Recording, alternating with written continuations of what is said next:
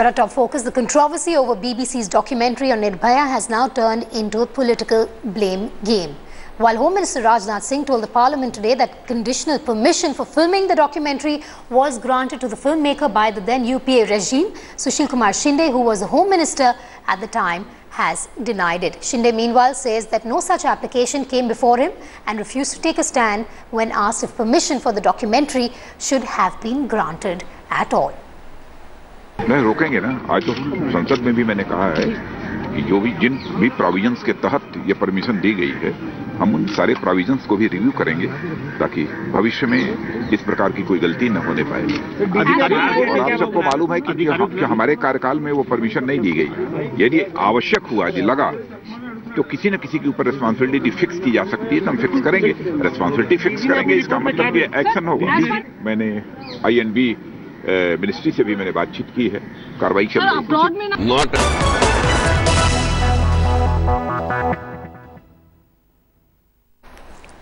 Staying with the story, some news coming in. The Home Ministry is holding a high-level meeting amidst indication that it may take legal action against the maker of the Nirbhaya documentary. Now, the Home Ministry finds production company at fault for using it for commercial purposes, but permission was sought for a social cause is what their stand is.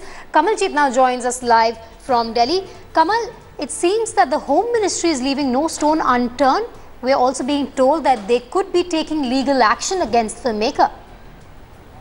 Well, definitely so, and remember the government seems to be under pressure as far as this entire documentary is concerned, especially after the uproar both in the Rajya Sabha and the Lok Sabha. The government was forced to make a statement, and obviously Rajnath Singh telling on the floor on the House, assuring them that this particular documentary will not be aired either nationally or internationally, and that is why instructions not only went to Delhi Police where they registered a FIR, but they also went ahead and obviously got that restraint from the court. Thereafter, they've also sent advisories to INB Ministry. They've also sent a communication to the MEA very clearly telling them that this particular documentary should not be aired, and obviously this not only talks about outraging the modesty of a woman but also internationally shames India. Now there is obviously a second thought, and many are obviously questioning whether that this man's own action hasn't shamed the nation already. Yes. What can the views be? So there are obviously different views and people who are talking about how there should be freedom of expression, especially regarding to media.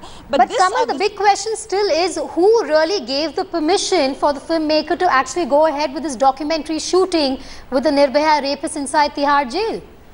Vedika, yesterday we ran the news first that it was sometime in July 2013 when the permission was given. Yes. During the UPA's time. It was confirmed on the floor of the House by Mr. Rajnath Singh, confirming that it was during UPA's time that this permission was granted. The communication was later on only left between Tihar jail DG at that point of time, Vimla Mehra, and the documentary filmmaker, but obviously there was violation of terms and condition. One being that the raw footage would be shared with the DG of Tihar jail, which was not done.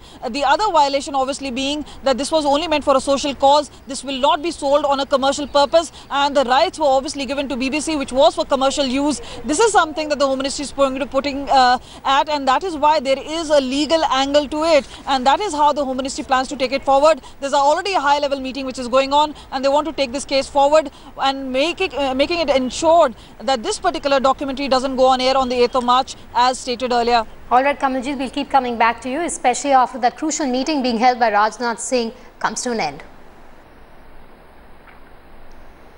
Moving on, Headlines Today has exclusively accessed the naturopathy cottage, which will be used by Delhi Chief Minister Arvind Kejriwal during his 10-day stay for that treatment in Karnataka.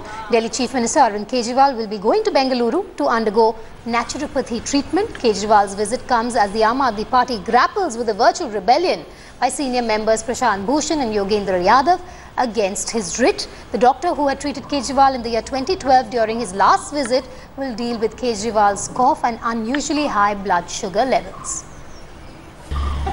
We are inside the premises of the Jindal Nature Care Institute, and we have here exclusive access to the place where Arvind Kejriwal will be spending 10 days for his naturopathy treatment.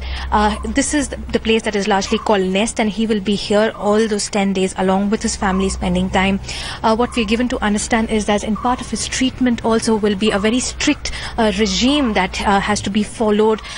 He has to stay away from his political affairs, and he will also have to be like a normal person who comes here for treatment. This is not the first time that he has come here, and we are here with Dr. Babita.